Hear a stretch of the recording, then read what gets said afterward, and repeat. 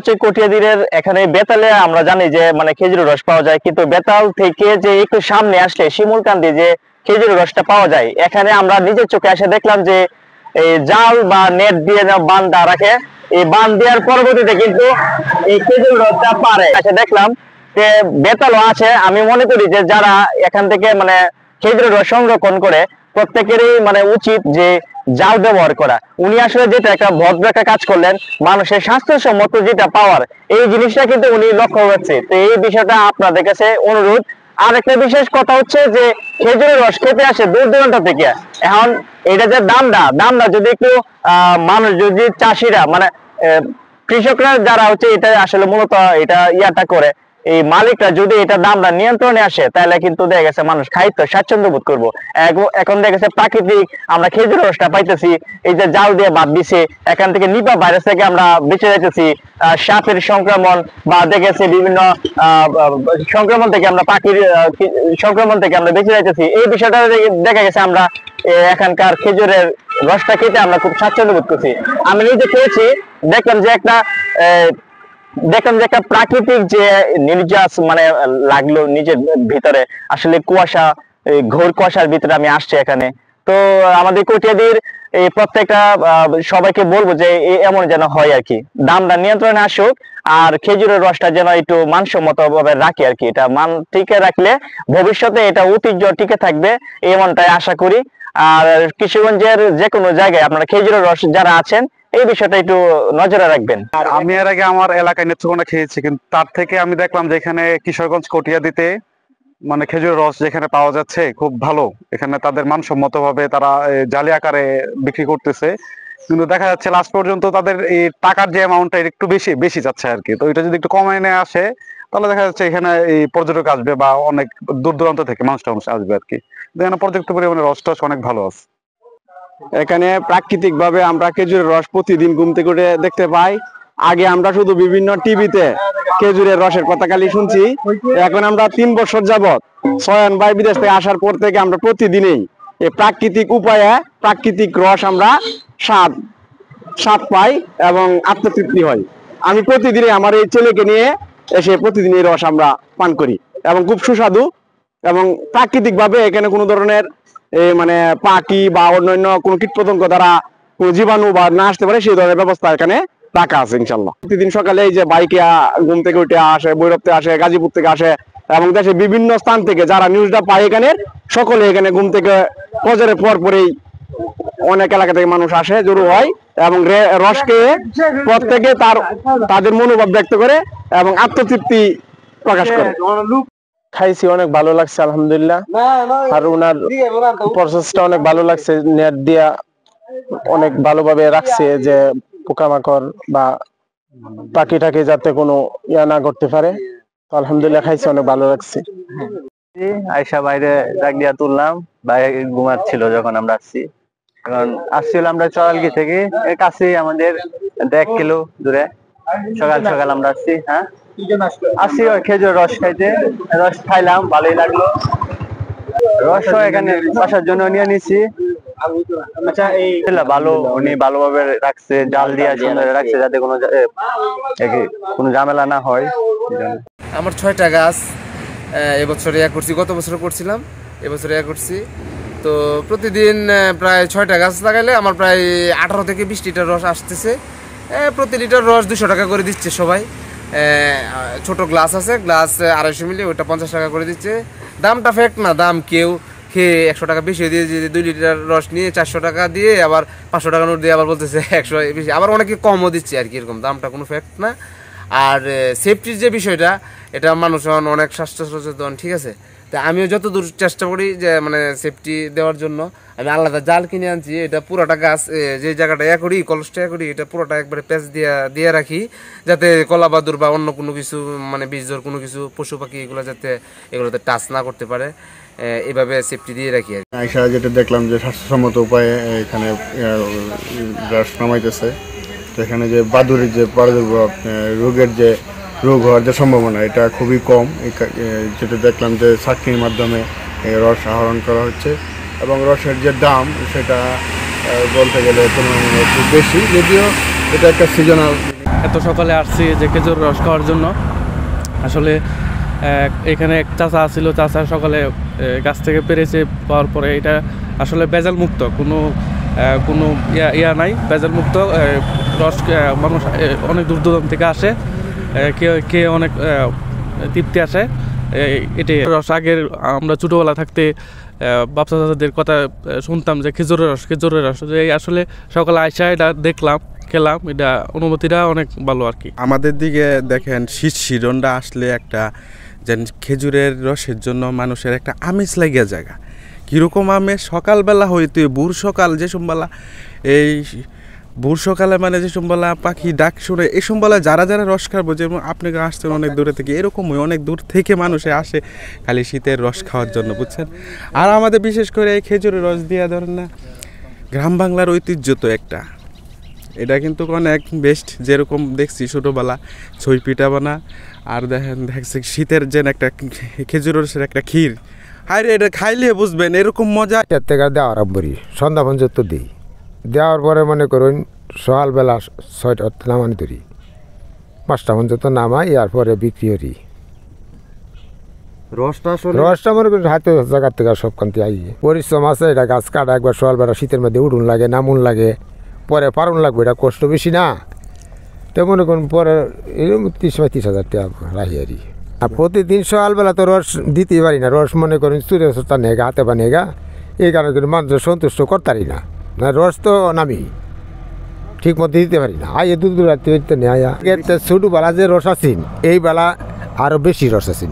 মনে করুন একটা গাছের মধ্যে 8 মণ 5 বারি 30 কেজি 25 কেজি রস হইতো, কিন্তু ওখানে এইটা গাছ তো নাই, ওখানে হচ্ছে ছোটো গাছ, এইটা রস কমো 5 কেজি 6 কেজি 7 কেজি এরকম।